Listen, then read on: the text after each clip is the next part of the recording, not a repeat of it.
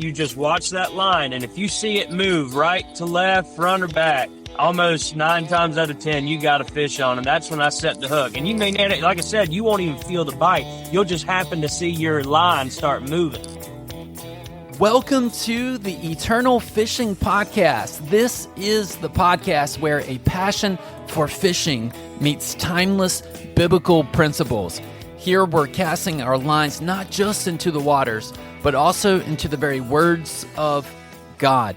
In this episode, I interview with Garrett Brown out of West Ashley, South Carolina, where he has just obtained his charter fishing captain's license, and he's been fishing his entire life, and I pick his brain on how do you catch sheepshead. If you have not gone after sheepshead before, I think you're going to find this episode very helpful on giving you tips and tricks, but maybe even if you are a seasoned sheepshead fisherman, you might be interested in how Garrett goes about the strategies on catching these fish.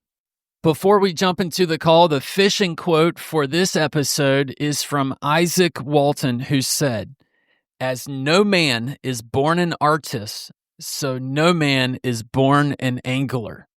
I think many of us can relate to that. I know I certainly can. All right, the passage of scripture is from 1 Kings chapter 19, and it's verses 11 through 12. The Lord said, "Go out and stand on the mountain in the presence of the Lord, for the Lord is about to pass by." Then a great and powerful wind tore the mountains apart and shattered the rocks before the Lord.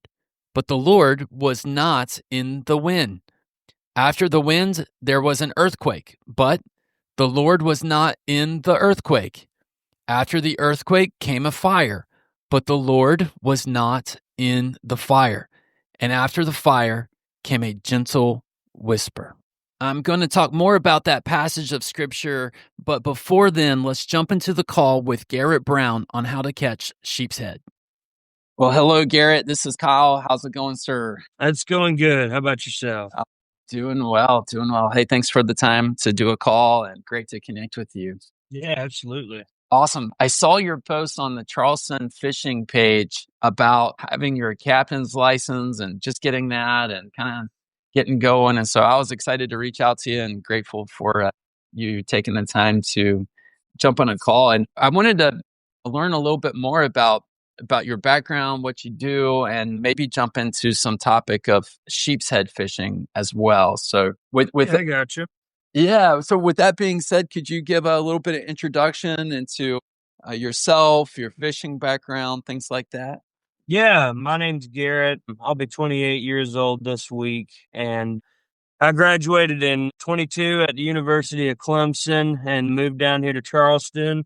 Big time fisherman. I've really been fishing my whole life, but I didn't start getting into a lot of, fishing in the Charleston area, obviously, till I moved. But anyways, started out doing a lot of, unless I was on the boat as a child with my, father, I started out coming here, going to the beach, looking for sharks and reds off the beach, and did that for a while and learned a lot of knowledge and started, catching a lot of sharks and a few reds, but, not catching enough reds. And that's what kind of nudged me to buy a kayak. And, ever since I bought that kayak, it's a fishing machine. It's rare I go out and don't catch any reds. So, I also do a lot of offshore work as well. I'm an avid angler and I love getting out there, and yeah. That's awesome. Yeah. So it sounds like you've just really been all over the fishing space for a while. And the kayak was a game changer, it sounds like, for you. Just really getting on the water more so with that thing. That's right. Yeah, the kayak is definitely a game changer. Okay. And you're local here in the Charleston area, is that right? Mount Pleasant? Yes, sir. I'm local, but I'm not in Mount Pleasant anymore. I live in West Ashley. West Ashley. Okay, cool. Not too far from where I'm at. That's great. Awesome. So I saw in your post that you just got it's called the 6-pack license, right? So you can be, you're officially licensed to be a charter guide, captain, take people off for hire. Is that right? Yes, sir. That's correct. So this license will allow me to work with just about any company that offers 6-pack charter trips. I don't think I'm going to do anything on my own necessarily, but there will be ways where you can book me per se and have me come out and be kind of like a rent-a-captain, if that makes sense. But Yeah. as of right now, I'm currently looking at becoming a captain for a different company. Until it actually happens, I won't name names, but that's kind of what I'm working on right now. And I'm going to be doing stuff on the side. So if anybody ever, wants to go fishing and have me come out and bring all the gear and show them where to go and how to navigate the waters, that's what I'll be doing mostly. How cool. How cool. Yeah, I definitely want to dive into that a little bit more and just kind of learn more about how that operates. Before that, though, what is involved in getting your license? My understanding is there's a number of hours you have to complete. Is there a test, or what's the process for getting your captain's license? Yeah, so there's different ways to go about it. You can actually do it online if you're somebody who prefers to do things at your own pace and your own time, but there is positives and negatives to each. But for me personally, there's a if you're local to Charleston, there's a sea school called RCM Maritime, which is just off of Ashley Phosphate Road, kind of towards, if you know where. Dang, it's hard to explain. It's off of South Railroad, but anyways, it's not far. And basically, what you do is you have to spend Friday, Saturday, and Sunday 2 weekends back to back going to classes. And during that time, they'll give you the opportunity to take there's 4 parts of the test. So at the end of that, they'll give you an opportunity to take it then. But if you're local, like me, you can just come back and take the test when you're ready, do your own studying, and then just like what I did is I took the test like 2 weeks later after doing a bunch of studying. Sure. So you take all 4 tests, assuming you pass. You got to go get you a drug test. You got to go get you a physical. You got to get a CPR certified. And I believe there's a couple other things involved with that process. But ultimately, once you have that, you submit everything to the Coast Guard, and they'll take a look at your packet, and they'll say, okay, you're good to go. And, here's your license. Or they'll tell you, hey, we're missing something here, or this doesn't look right. You got to redo it and resend it. And that's been a problem in the past for others. It actually happened to me as well in the beginning, where they told me, I guess some of my dates had gotten mixed up or something, and I had to go in and redo that and resend them some more information. So, but anyways, RCM Maritime, they really, really help you out throughout the entire process. Awesome. Okay. Is there a certain amount of hours on the water requirement as well? Yeah, don't hold me to it. I want to say it's like 360 days you're supposed to have on the Right. water. All right. So that was a little bit about the license side. I'd love to dive into some of the fishing side. So have you already been taking people out fishing at all? Not for hire. Not for No, hire. but Right. I've taken a few out, but my first gig is going to be next Thursday, and I'm very excited. How Taking cool. somebody out for a 3-hour charter. Awesome. Where are you going out of? Shim Creek, probably, but Okay. that's just where we're putting in at. I'm not sure. It all depends on what the customer wants to go after, really. Okay. Fantastic. Awesome. Well, congrats on your first gig coming up here soon.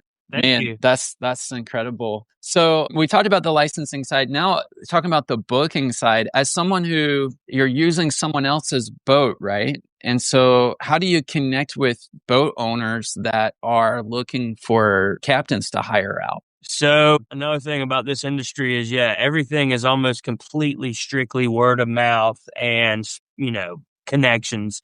You're not going to find these types of jobs posted on LinkedIn. You might find a few on Facebook. Every now and then somebody might say something on Facebook, and that's kind of a way that you can meet people, and a way that I've found certain people that want to hire me as a quote unquote rent-a-captain. That was also a Facebook post that I had made. But it's Oh, also a little different because I'm pretty active in all the Charleston fishing pages around here. And there's about, I think, 3 or 4 of them. But yeah, I posted in there and got lucky and found a couple people that were not only looking for captains, but a couple private people that are looking for somebody to kind of take care of their boat and have it ready when they're ready to go fishing. So excellent. Well done. Yeah, that's great. It's amazing. Like I was saying earlier, social media and the ability to network these days that's pretty great. Well, yep. And if I saw these people in person, it'd be no different. I've always been a social butterfly. Yeah. Well, I'm sure that social nature is great from taking clients out, because usually people like someone that is at least somewhat social to be their captain. Oh So, yeah. We'll yeah, have a good time if you come with me. I promise there that. you go. Awesome. So, what types of fish would you say you would be comfortable taking people after? What are some of your go-to species that you would feel very comfortable with putting people on? I'd say the most comfortable would probably be either sheepshead or redfish. Now, I will also say that I am certainly capable and pretty good at catching, everything else. Trout, Sure. flounder, black drum, sharks even. The one thing that I'm not very knowledgeable about is tarpon. Sure. But those are so few and far between here anyways. It's not like Florida where they're right here in your backyard all over the place. They're here though. People do it in Charleston and some people do really well. That's like the one thing that I haven't gotten a lot of knowledge of. But yeah, red fishing is probably my number one. Sheepshead be a close second. Okay. Okay. Gotcha. Very cool. Very cool. And what about flounder? Do you ever specifically go after flounder? Yeah. Yeah. Like last night, me and a buddy actually did some gigging. Now that's a little different because you're not even using a rod and reel. Right.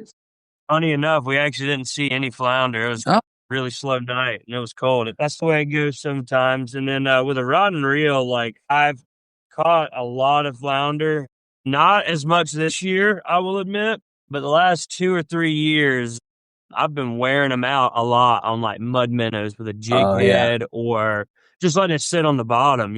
Yeah. And I've actually caught a few as well this year on a popping cork with a mud minnow. Oh yeah. Really? So I guess that minnow was fairly close to the bottom, or do you think he came up and got it? Yeah, yeah. So, as the cork is floating with the current or Yeah. wind, I'm assuming, the depth isn't substantial. The idea is that the mud minnow, whenever you hook him, he's naturally going to start heading down towards whatever oyster or structure he can get to so he can Right. hide.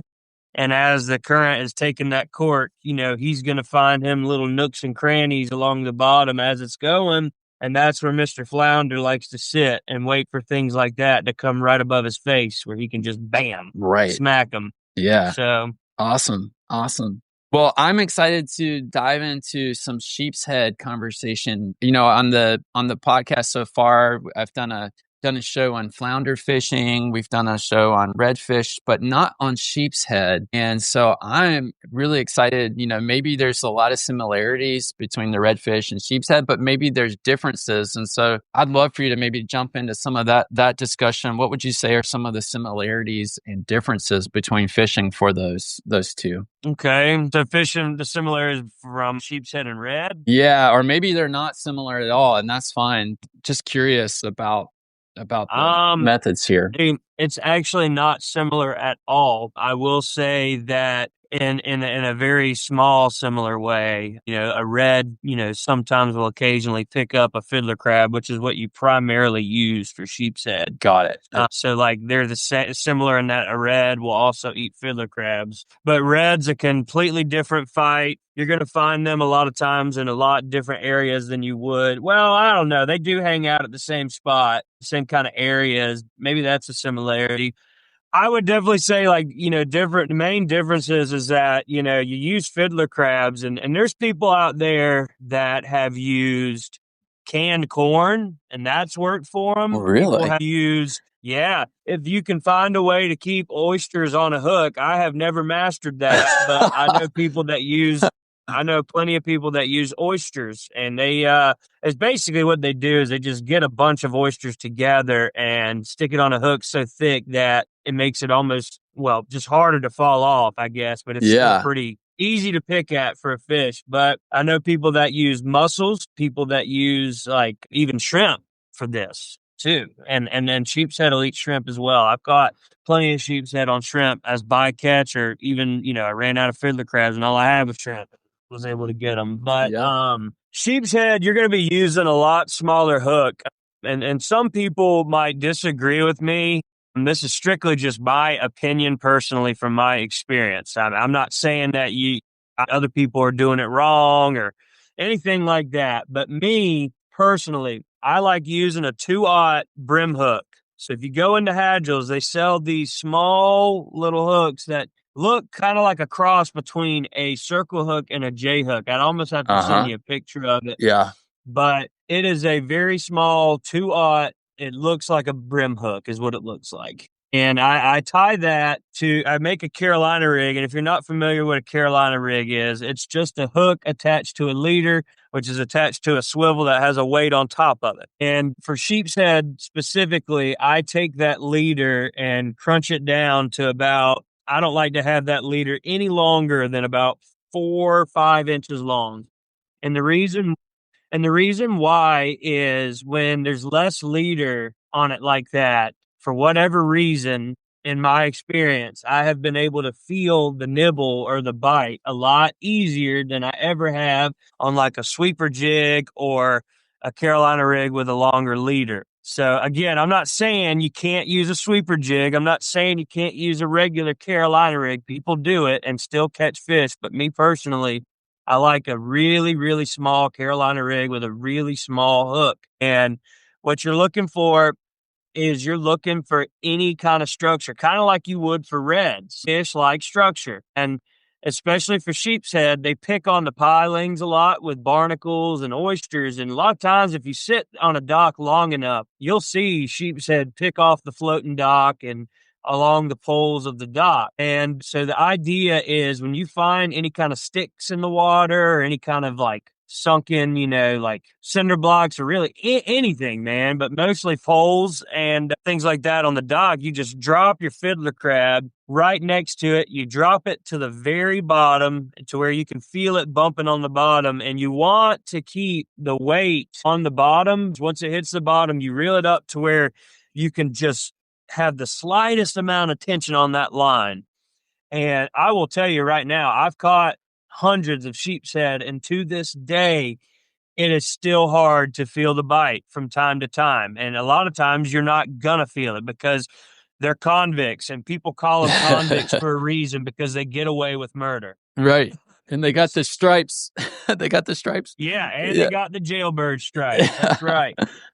They will absolutely take your bait without you even noticing. So a way for me to kind of battle that is like I said, I keep the slightest amount of tension on it and I'm watching my line. And a lot of times you just watch that line. And if you see it move right to left, front or back, almost 9 times out of 10, you got a fish on. And that's when I set the hook. And you may not, like I said, you won't even feel the bite. You'll just happen to see your line start moving. Right. And then bam. You just set the hook like you would on a bass or a brim. It's a lot like brim fishing with a cork, except you're not using a cork, obviously. But or crappie fishing. There's a better way for it, better analogy. It's like crappie fishing in a way. But the bite is just you got to get a feel for it and you got to get used to it. So you're pretty much going straight down right under the boat, right? And you go up to your structure and drop the line straight down and almost jig it in a sense. Am I right? No, you don't. No, you don't jig it. You drop it straight down on the bottom and you hold it there.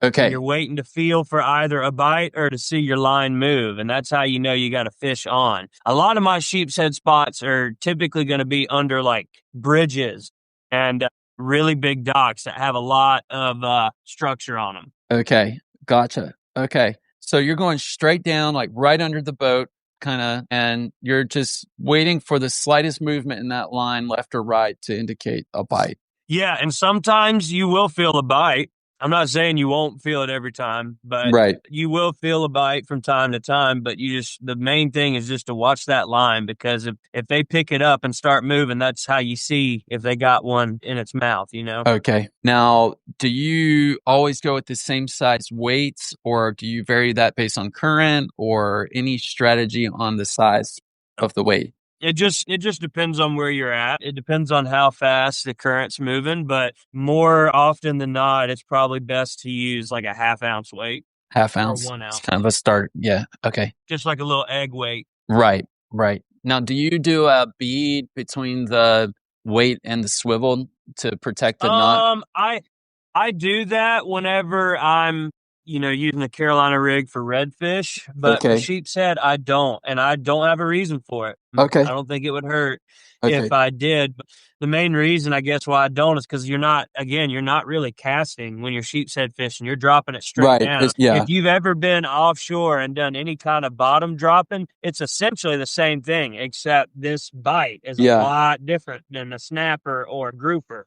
Now, Snapper or grouper are going to bite it and run. You'll know when that right. thing hits. So do you find that the sheepshead are usually in a certain depth, or do they prefer deeper water, shallow, both? Nope, I've caught them as shallow as 4 foot, and I've caught them as deep as 35, 40 foot. Okay. Okay.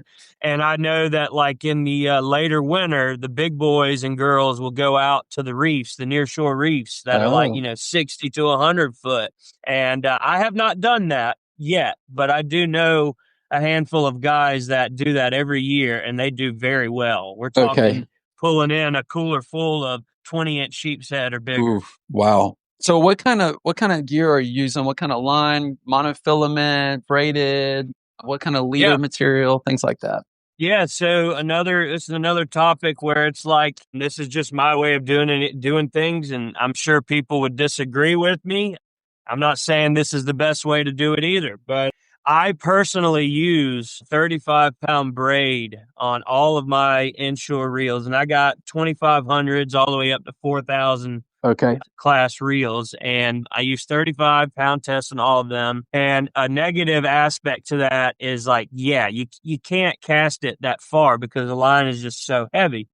But I do so much fishing around structure that it is a blessing to me. If I had $10 for every single time I've had a overslot red or even a monster sheepshead wrap me up against a pylon and not lose it because of that braid, I'd have at least $100,000 probably.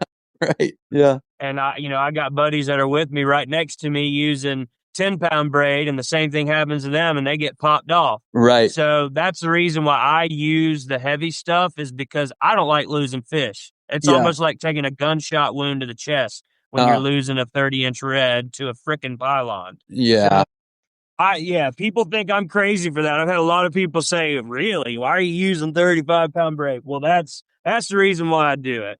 But my leader, however, especially for sheepshead, I'm using probably like 10, 15-pound leader. Okay. But the heavier is, just, means you're more safe, I guess. But yeah, typically I go with at least 15-pound leader because there's plenty of 10-pound sheepshead swimming around here that could easily break that, Yeah. Are you using monofilament or fluorocarbon leader? Yeah, it's a fluorocarbon leader. Fluorocarbon. Okay. Gotcha. Now you mentioned, and if I'm red fishing, I don't even use a leader. I just tie that braid straight to the jig head. oh, okay. Unless if I'm using a Carolina rig. Right. So you mentioned the smaller hooks for sheepshead that are almost like brim hooks. Why is that your preference versus, say, a larger hook? Is that just the structure of their mouth, or what's the... Yeah. So have you ever seen their mouth? They're like a shell cracker. Yeah. They're like a small brim or crappie. They just don't have really big mouths. So a lot of times with that really small hook, it gives them an opportunity to not necessarily swallow it, but put the whole thing in their mouth. And that way you're able to set the hook a lot easier. Whereas if you're using like a big, 4/0 circle hook or whatever, they could just pick that thing clean without sticking that hook in their mouth, if that makes sense. Yep. Almost like eating a chicken wing. Think of the crab as being the meat of a chicken wing, and they're eating around it almost if you use a big hook. But if you got the small one in there, they're eating around it, and then bam, oh, I'm hooked, Right. Yeah, for sure. Now, kind of like how you give a dog when you're giving a dog a pill, they don't have a Right. choice if you hide it in some peanut butter, Oh, yeah. There you go. Okay. So you just kind of... So with that being said, the fiddler crabs is the go-to bait, it sounds like. And obviously, I would think a live fiddler crab, right? Yes. Now, you can use dead ones. Like, of course, like if I buy some crabs overnight or buy them the day before and some of them die overnight, like I'll use them if I run out. But certainly the live ones tend to be they stay on the hook better, and the fish seem to like them better. Okay. Okay. And how do you hook a fiddler crab on that hook? If you know what a blue crab looks like, how they got those two back swimmer fins, a fiddler crab is very similar, except they don't have the same like fins. It's just like a regular leg back there. But the idea is I stick the hook through the backside of the crab, going through where that leg is and going out the other leg, if that Okay. makes any sense at all. I think so. So it's kind of on the back side, on one side of the crab then, when you're hooking the hook. Yeah, it's hard to show you without a picture or anything. But there's, you can also hook it just straight from their belly through the top of their shell. I mean, people do that too. I've just found they stay on the hook better if you go from leg to leg. Okay. Okay. Gotcha. Now, if someone wants to go sheepshead fishing, what are some, first they got to find fiddler crabs at a bait shop, I'm sure. Now, how preferred is the fiddler crab over the shrimp? Do you think you're going to get twice as many bites on the fiddler crab versus a shrimp? Or how much of a different, like how far out of someone's way should they go to go find fiddler crabs versus just going out and using shrimp? Well, the thing with shrimp is that you're going to have everything eaten at that, which can be a good thing or a bad thing. But me being somebody who's always out in the water, I'm not trying to waste time catching small pinfish and small whiting and stuff like that. Yeah. So, I mean, I'm not going to sit here and tell you I don't use shrimp, but I do avoid it. So using a fiddler crab, there's only a handful of things out there that are going to eat it. And now I have had some pinfish poke at my fiddler crabs, but most of the time, the fish that are going to be eaten at is going to be a sheepshead or a red or a black drum. And that just kind of separates all of the trash fish, if that makes sense. Right. But I certainly use shrimp if I can't find fiddler crabs. And, there's going to come a time here when it gets really cold where none of the bait shops are going to even have fiddlers because they can't catch them. When it gets really cold, they're just hard to grab. So when that time comes, that's probably a time where you use oysters or you use shrimp. And I guess the best answer is it just kind of gets rid of some of the trash fish. Another question I have with when you're tying to the hook that you're using for the fiddler crab, do you do a small loop knot where the crab kind of can pivot and swim or do its thing, or do you just a cinch knot straight to the hook? Yeah, it's just a cinch knot straight to the hook, I believe. Okay. I'm not sure the name of the knot that I tie, but it's also something I'd probably have to show you.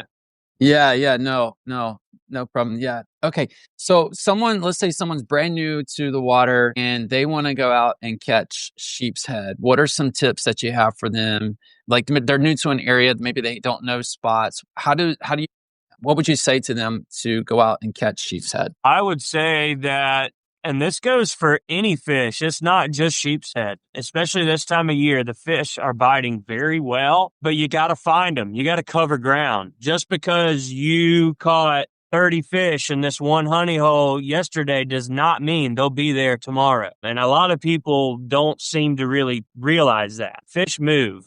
So I would recommend going out to an area that has a bunch of deep water docks, and I would just go to each dock and drop, like I was telling you with the fiddler crabs, around the docks. And if you're not getting a bite within 10 minutes, you need to move on to the next dock. Okay. Because this time of year, another thing, people might think I'm crazy for saying this, but this time of year, they're so hungry, and you just got to find them. Like, if you're not getting a bite in 10 minutes, in my opinion, they're not there. Right. They're not there. Okay.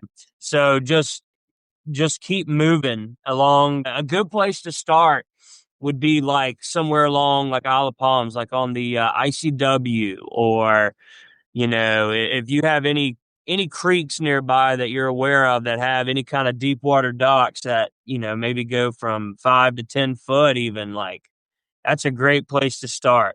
A lot of people go out to that Pitt Street Bridge. You can do that without having a boat or a kayak. You can fish right off that pier, as well as Mount Pleasant Pier.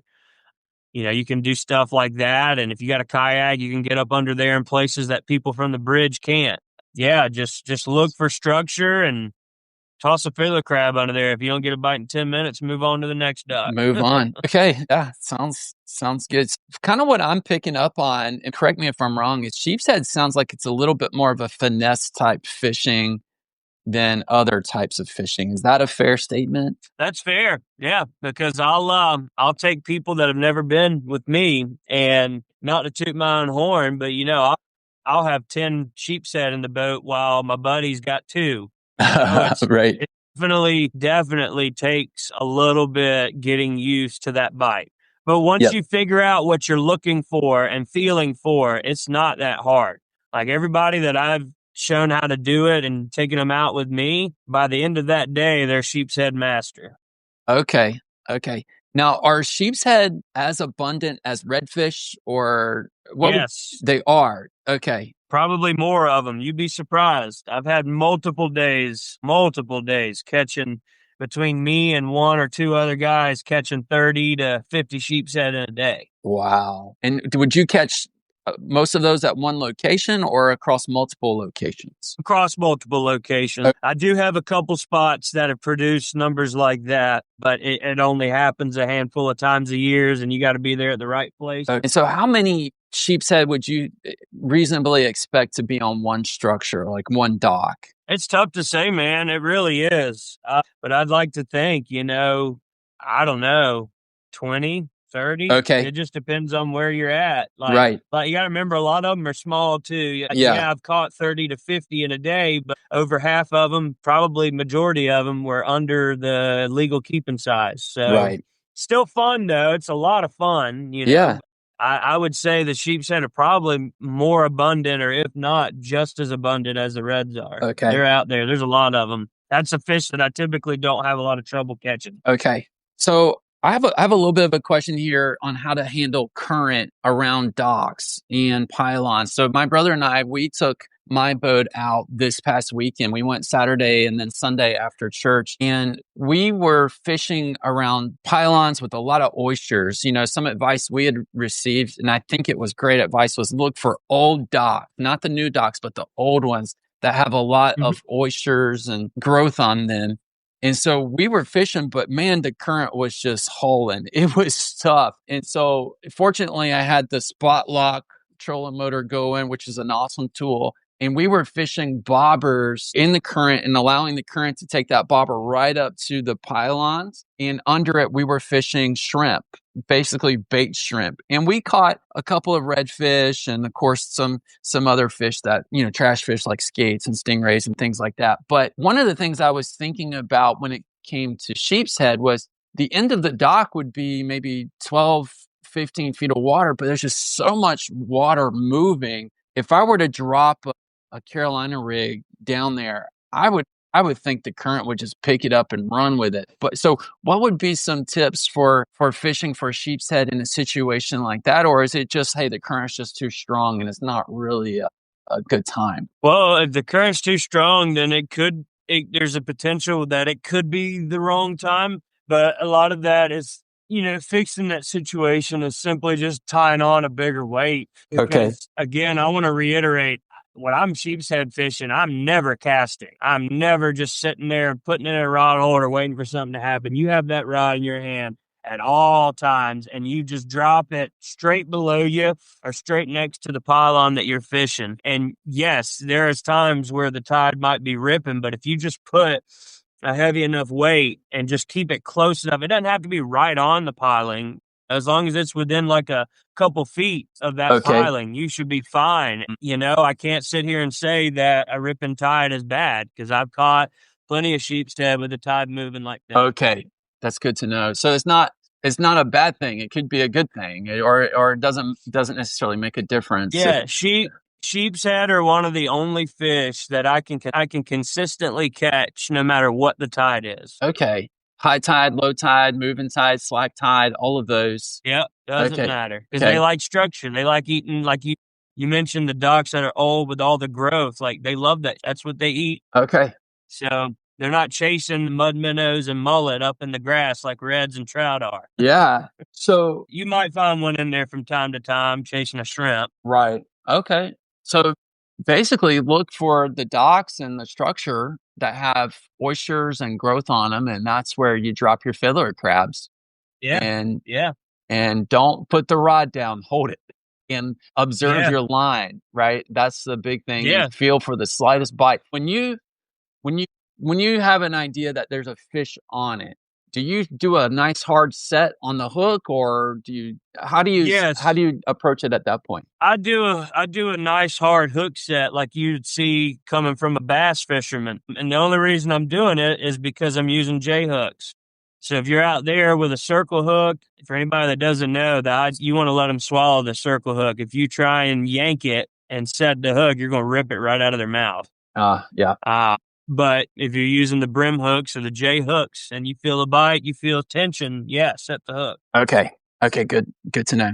Great. Well, what other things should we know about sheepshead fishing? Well, there's some of the best eaten fish in the area, in my opinion. They eat really well. Great fish to target and eat. I'm trying to think, man. I think that's it. Okay. It's pretty. Yeah. It's pretty simple. Like, I mean, try to think like a fish would. I mean, if you see something that's got a lot of growth on it and a lot of structure, you just got to think like, man, there's got to be fish under there. If that's how you're feeling towards it, go over there and try it. And there might not be, but that's why I said you don't get a bite in 10 minutes, move, because if the sheep's head are there, they're gonna bite it. They're hungry. Like last year I have a buddy whose parents live on Edisto, and right on their dock, the night before I got there, him and his brother wore out the sheep's head right on his dock. And then I got there the next day and we dropped right on the dock and nothing. Didn't even get a single bite. And they pulled out probably 12 keepers off of his dock the night before. So the fish move, and if they're there, they're hungry. They're gonna bite. Okay. Yeah, I was gonna ask you about seasons, right? Do you find certain times of year that they bite better, or are there times of year where you just can't catch them? Yes, I would say that they certainly bite better in the late fall, like right now, throughout probably early March. Redfish are pretty year round, but I will say that redfish in the wintertime get a little bit more lethargic. So, they're not going to be as aggressive. You'll still be able to catch them. They just won't fight as hard or be as aggressive. Trout is great this time of year, and it's going to stay that. They're kind of like the sheep's head. They stay really active in the cold weather. Flounder, that's definitely more of a summer thing for me personally. Yeah. Okay. Gotcha. Well, great. Yeah, that's helpful on the seasons there. A question that just came to my mind, and I probably should have asked this earlier, so forgive me, but when you're saying fish right on the bottom by the structure, and so am I understanding that correctly, or do you ever fish in the middle of the water column at all, or how would you do that? No. You find the structure and you toss it right next to the structure. On the But bottom. when I say toss it, I mean you're holding the rod. Right. You're on the structure. Like on my kayak, I can touch the pylon with my hand. That's how close I am. Okay. I'm right on top of it. I was going to ask you how aggressive you get with trying to get into like tight spots in between pylons, as aggressive as you can, or do you? Yeah, dude. Like if you're in like a kayak, especially where you can actually get under these docks and stuff, go for it. You want to be right on top of this, but with a boat, it's really tough. Yeah. And like for instance, my dad's boat, he's got a trolling motor on that with a spot lock. And obviously it's too big to just go up under docks or get right up on certain parts of it. So what we'll do is I'll spot lock it as close as I can to these pilings, and you should still be able to get where you need to be with a boat. It's just not as easy as it would be with a kayak or even a tiny John boat. Right. Okay. So if you're in a larger boat with that wonderful spot lock like I have, I love mine. You get as close as you can to that dock, and maybe even to the point where you can just reach that rod up under the structure and hold it. It sounds like. Okay.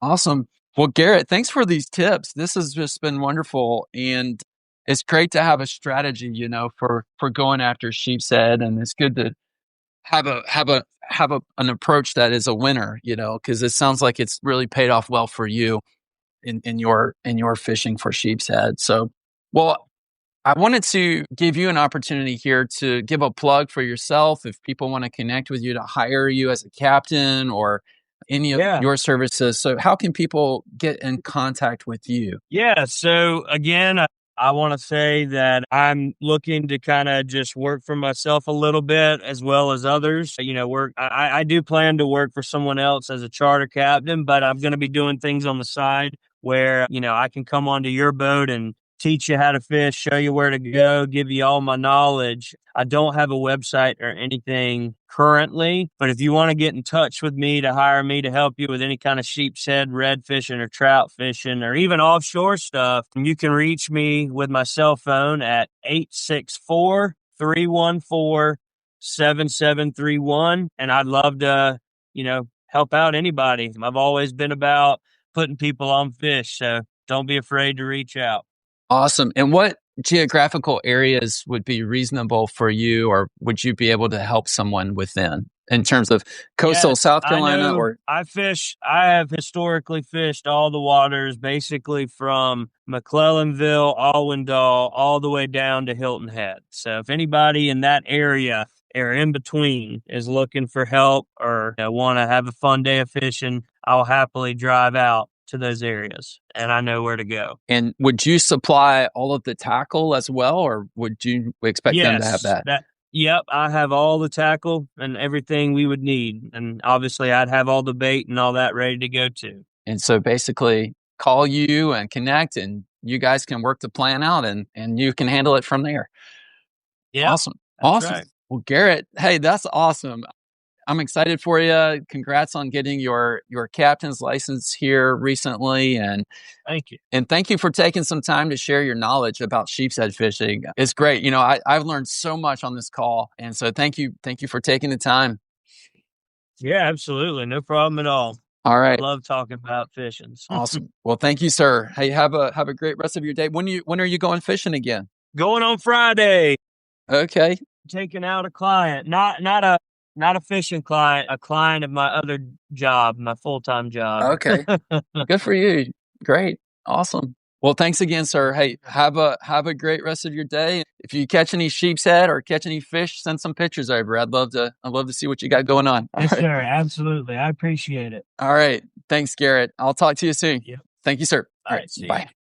I hope you enjoyed that call with Garrett on sheepshead fishing and that you learned some tips on how to catch them. I know it was helpful for me. I remember as a kid, my dad, my brother, and I were fishing out in the inlet one time, and we just started catching sheepshead after sheepshead. I didn't know what we were doing or how we were doing it. I just remember we caught a lot of them, filled up the cooler, had a great time. But I haven't known how to actually go after them now. And so now, having talked with Garrett, I have a strategy, and I know that sheepshead fishing is a little bit more of finesse type fishing than I realized beforehand. Getting right up next to the structure, dropping the bait straight down, and watching the line, and just trying to pick up on the subtle little hints and movement in the line to indicate there's a fish. A lot of times fishing is there's a lot of indications, right? The rod just bends over, or the drag starts screaming, or whatever the indications are. Sometimes, though, as we hear in the sheepshead fishing, it's not always so pronounced. And that doesn't mean that the fish isn't there, doesn't mean that the fish aren't even biting the bait, but we just have to know what to look for. And so that reminds me of the passage that I read at the beginning of the episode from 1 Kings chapter 19, when Elisha is on the run. He's running away from the wicked queen Jezebel, who wants to kill him because he's a faithful prophet of the Lord, and she doesn't like that. So she's coming after him. He's on the run, and God has told him to go to this mountain to listen and to wait for his presence to come by. And the text tells us that the Lord said, "Go and stand on the mountain in the presence of the Lord, for the Lord is about to pass by." And then a great and powerful wind tore through the mountains, and it shattered the rocks even. That's a powerful wind. But the text tells us that the Lord was not in the wind. Okay, and then the text moves on and tells us after the wind there was an earthquake, but God was not in the earthquake. And a couple of reasons for that, by the way, is God is a living, active, real God. He's not embodied in rocks. He's not in the winds. He is the creator of the rocks and the wind. He's bigger and above those things.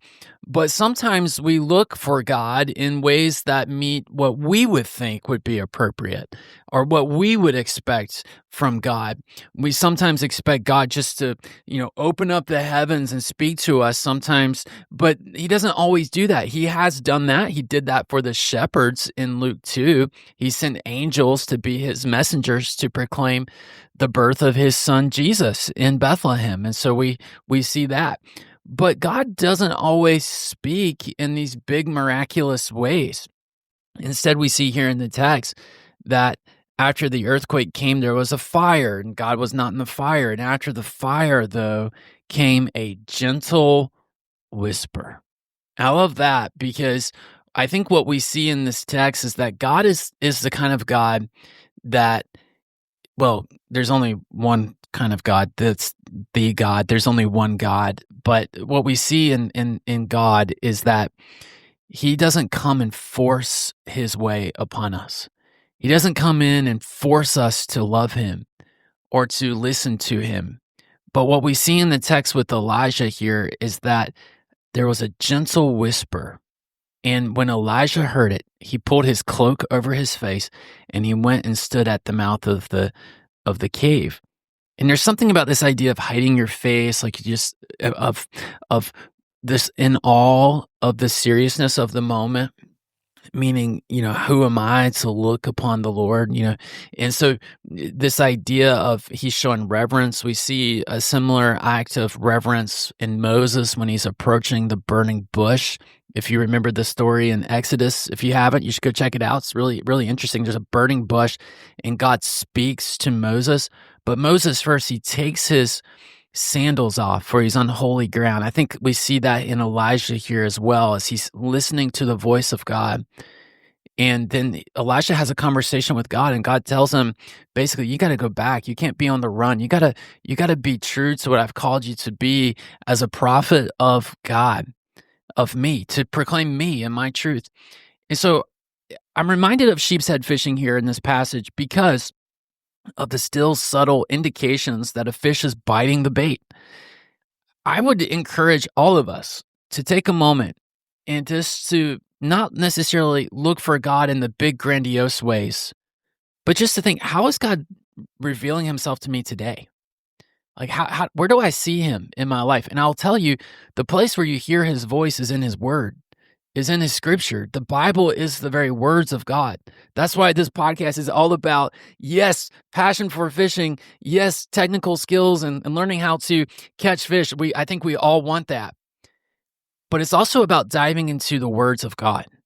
And because they're life-giving. I mean, we're talking about God, the creator of the universe, who loves us, who wants to speak into our lives. And I think if we can open up his word and just say, Lord, what do you want me to learn today? And we take a moment and we listen and we meditate on his truth and we have a conversation with God. We make our petitions to him and allow him to shape our hearts. I think we'll start to see that God is active and he's real and he's alive and he's ready for us to come to him through his invitation. I hope you've enjoyed this episode of the Eternal Fishing Podcast, whether it's learning the sheepshead techniques or this idea of listening to God in the subtle ways where he's speaking to us and he's at work. Now, that doesn't mean he can't work in big, powerful ways as well. We certainly know that he can. But I hope you've enjoyed this episode. If you would, share the show with your friends and people that you know. Trying to get the word out there. We have a Facebook page now. You can follow us at the Eternal Fishing Podcast. And when I say us, I mean me, myself, and I, and whoever else wants to join in on the fun. Until next time, tight lines.